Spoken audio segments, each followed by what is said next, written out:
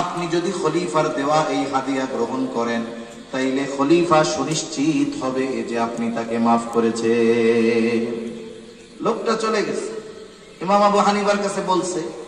ইমাম আবু হানিফা সাথে সাথে বলছে, মাফ করে দিলাম। আপনি যে মাফ করছেন, খলিফার কাছে তো প্রমাণ লাগবে, এই জন্য এই যে স্বর্ণ মুদ্রা হাদিয়া দিছে এটা আপনি রাখেন, আপনারে হাদিয়া দিছে। ইমাম আবু হানিফা বলেন, না এটা লাগবে না।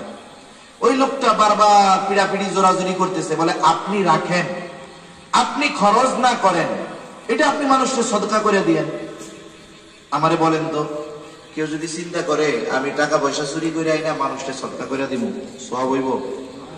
আমাদের দেশে কিন্তু পৃথিবীর সবচাইতে বড় লোক ড্রাইভাররা আছে। ড্রাইভার বুঝেননি? পৃথিবীর সবচাইতে ধনী ড্রাইভাররা আমাদের দেশে। এক চাচা বিসিএস পরীক্ষা প্রশ্ন ফাঁস করে এক চাচা ধরা খাইছিল না? হ্যাঁ, এক চাচারে জিজ্ঞাসা করছে, এত টাকা যে ইনকাম করছেন কি করছেন? সব আল্লাহর রাস্তায় ব্যয় করছি। আল্লাহু আকবার।